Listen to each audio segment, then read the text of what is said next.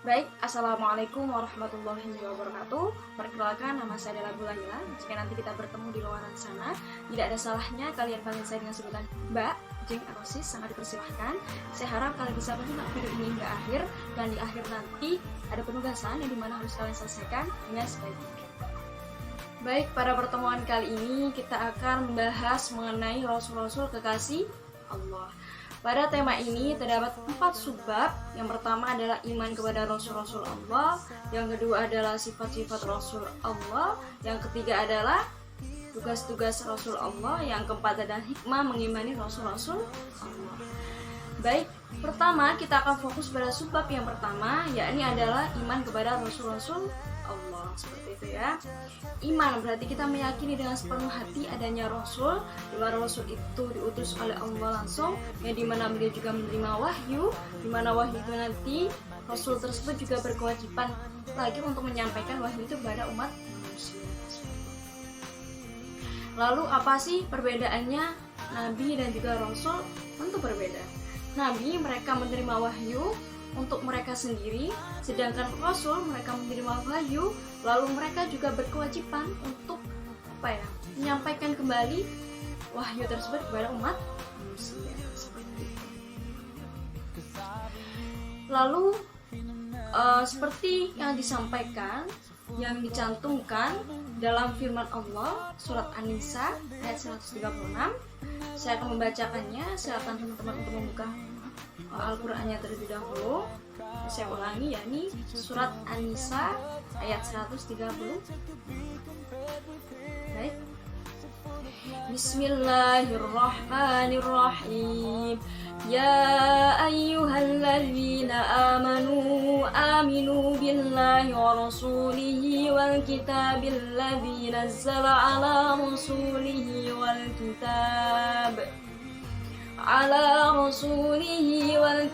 الذي أنزل من قبل ومن يكفر بالله وملائكته وكتبه ورسله واليوم الآخر فقد ضل ضلالا بعيدا. Saya akan menjelaskan mengenai arti dari ayat tersebut, bahwasannya kita sebagai manusia yang beriman wajib mengimani Allah, Rasul-Rasul Allah, malaikat-malaikat Allah, kitab-kitab Allah. Jika kita tidak mengimani semuanya atau salah satunya, maka kita termasuk orang-orang yang tersesat. Seperti itu ya. Baik, kita lanjutkan pada sebab yang kedua, yakni adalah sifat-sifat Rasul Allah. Ya, jadi di sini dibagi menjadi 3 macam sifat-sifat Rasul, yakni pertama adalah sifat wajib, yang kedua adalah sifat mustahil, yang ketiga adalah sifat jaiz Rasul. Kita fokus pada yang pertama, yakni sifat wajib Rasul. Yang pertama adalah sifat siddiq, ada sifat amanah, ada sifat tabligh dan juga sifat fatonah. Di sini arti siddiq adalah benar, apa yang disampaikan Rasul itu tentu benarnya, gitu ya. Tidak mungkin Rasul itu bohong dan tidak sesuai dengan perintah Allah, tidak mungkin, pasti tentu benar. Lalu yang kedua adalah sifat amanah, dipercaya, dapat dipercaya. Tidak mungkin apa-apa yang diberikan oleh Allah kepada Rasul itu lalu disembunyikan, lalu tidak disampaikan, itu tidak mungkin. Otomatis sesuai dengan perintah Allah, kalau disampaikan ya disampaikan, itu artinya amanah, ya, sesuai. Lalu yang ketiga adalah tabligh, yaitu adalah menyampaikan. Jadi tidak mungkin Rasul itu menyembunyikan wahyu-wahyunya, disimpan sendiri agar manusia itu bodoh dan tidak mengetahui ilmu agama, itu tidak mungkin. Otomatis pasti Rasul itu menyampaikan wahyu-wahyu yang telah diberikannya oleh Allah, gitu ya.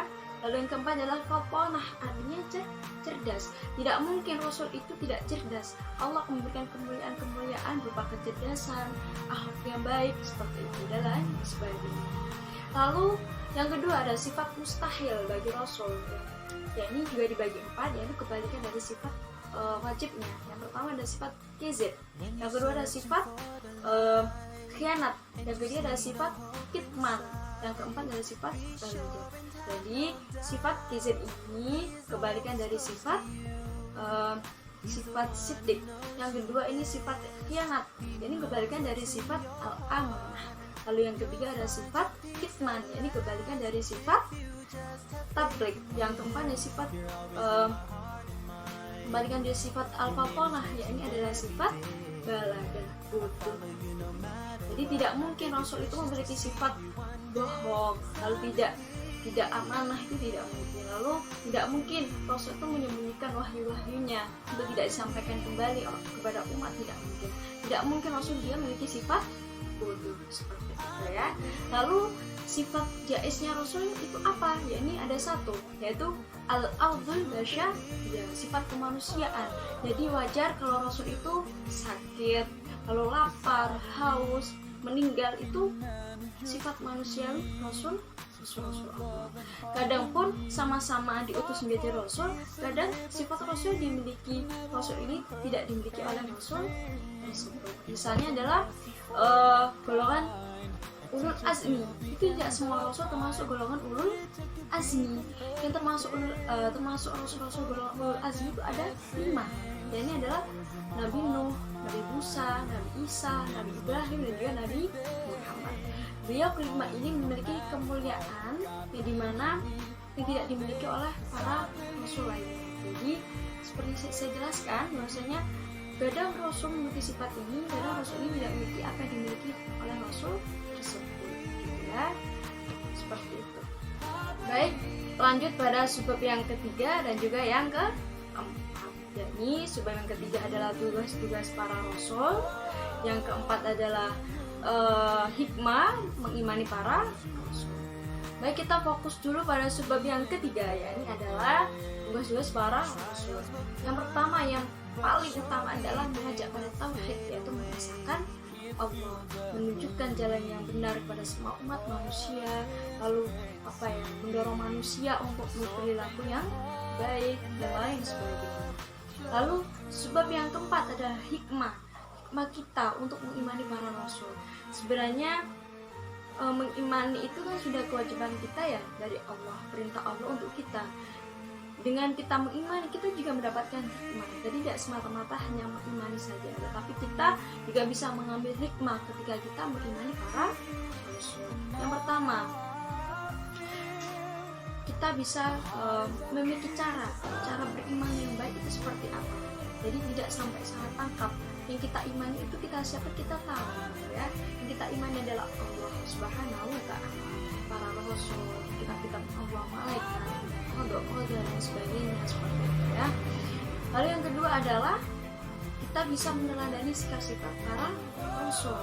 Ketika kita mampu dan mau mempelajari sikap-sikap yang dicerminkan oleh Rasul, maka kita bisa meneladaninya dan juga bisa mencerminkannya dan bisa membiasakan diri kita untuk berperilaku yang baik. Dengan kita berperilaku yang baik, insya Allah kita akan mendapatkan kebaikan-kebaikan pula di dunia dan di akhirat. Seperti itu ya. Mungkin jika nanti ada yang kurang jelas, boleh teman-teman tanyakan, bisa melalui WhatsApp, karena saya juga sudah dimasukkan di grup. Saya ucapkan terima kasih buat teman-teman yang sudah memasukkan saya dalam grup. Dan saya berharap apa yang saya sampaikan, apa yang kita pelajari bersama hari ini bisa mendapatkan ilmu yang barokah dan juga manfaat. Karena ilmu agama itu tidak hanya berhenti atau dipelajari setelah kita lulus aliyah, SMA atau SMK atau sederajat, tapi ilmu agama itu seterusnya akan dipakai hingga kita meninggal nanti, seperti itu ya. Saya berharap ilmu agama ini tidak hanya kita pelajari, tapi kita juga cermati, kita resapi, seperti halnya yang kita ambil hari ini. Misalnya kita bisa membaca teladan sikap para Rasul, sehingga kita bisa meniru atau mencontoh sikap-sikap beliau seperti itu. Karena tidak hanya ilmu umum saja harus kita dapat, tapi alangkah baiknya ilmu agama dan juga ilmu umum itu imbang kita miliki, seperti itu ya. Baik, untuk tugasnya adalah silahkan buat peta konsep ya mengenai materi yang tadi, yaitu Rasul-Rasul kekasih Allah. Lalu setelah peta konsep, bawahnya adalah resum dari hasil kalian setelah mencermati video materi yang tadi. Lalu bawahnya silahkan soal dan juga jawaban ditulis kembali, lalu itu foto. Setelah itu silahkan kirim japri saya melalui WhatsApp. Saya yakin karena saya sudah masuk grup kalian, jadi sangat mudah untuk mengirim langsung tugas kalian gitu ya pada WhatsApp saya. Seperti itu. Saya tunggu hingga Selasa depan karena Rabu berikutnya itu sudah mata pelajaran PAI lagi gitu ya. Saya usahakan Rabu depan sudah tuntas. Jadi terakhir pengumpulan adalah Selasa pukul 00.00 gitu ya, jam 12 malam. Saya tunggu, saya akan koreksi satu persatu. Seperti itu, saya ucapkan banyak terima kasih. Saya akhiri, semoga kalian tetap sehat selalu, jangan lupa tetap patuhi protokol kesehatan agar jauh dari terkena dampak virus corona ini. Seperti itu ya. Saya akhiri, wassalamualaikum warahmatullahi wabarakatuh.